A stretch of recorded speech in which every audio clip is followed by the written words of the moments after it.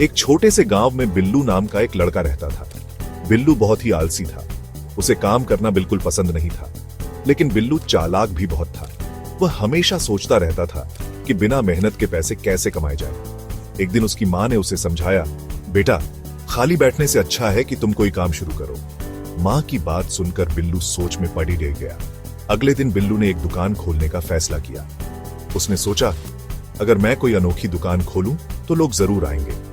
बिल्लू ने गांव के बीचों बीच एक दुकान किराए पर ली। उसने दुकान के बाहर एक बड़ा ढासा बोर्ड लगाया, जिस पर लिखा था, बिल्लू की अनोखी दुकान, यहाँ हर मुश्किल का हल मिलेगा। बिल्लू की दुकान जल्द ही पूरे गांव में मशहूर हो गई। लोग उसकी दुकान पर आते और अपनी समस्याएं बताते। बिल्लू अपनी चालाकी से उन्हें तरह तरह के उपाय बताता। एक दिन एक किसान बिल्लू की दुकान पर आया। किसान बहुत परेशान था। उसने बिल्लू से कहा, मेरी फसल सूख रही है, क्या तुम कोई जादू कर सकते हो जिससे बारिश हो जाए?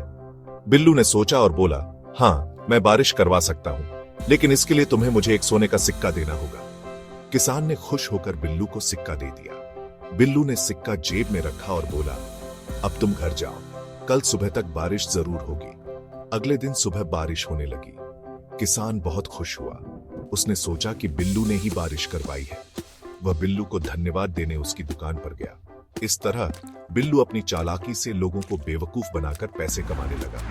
एक दिन एक और आदमी बिल्लू की दुकान पर आया। उसने बिल्लू से कहा, मैं सपने में राजा बनना चाहता हूं, क्या तुम मेरा यह सपना पूरा कर सकते हो? बिल्लू ने कहा, हाँ, मैं तुम्हारा यह सपना पूरा कर सकता हूं, लेकिन इसके लिए तुम्हें मुझे एक हीरे की अंगूठी देनी होगी। धीरे धीरे बिल्लू की चालाकी की चर्चा पूरे गांव में फैल गई। एक दिन गांव के ठाकुर साहब को बिल्लू की करतूतों के बारे में पता चला। ठाकुर साहब बहुत ही ईमानदार और न्यायप्रिय व्यक्ति थे। उन्होंने बिल्लू को सबक सिखाने का फैसला किया। अगले दिन ठाकुर साहब बिल्लू की दुकान पर गए। उन्होंने बिल्लू से कहा, मैंने सुना है कि तुम बहुत चालाक हो। बिल्लू ने घमंड से कहा, जी हां, मैं जो चाहूं वह कर सकता हूं। ठाकुर साहब ने कहा, अच्छा, तो फिर मुझे बताओ कि मेरे मन में क्या है? बिल्लू ठाकुर साहब की बात सुनकर घबरा गया। उसे समझ नहीं आ रहा था कि वह क्या जवाब दे। उसने बहुत सोचा, लेकिन उसे कोई जवाब नहीं सूझा। आखिरकार उसने हार मान ली।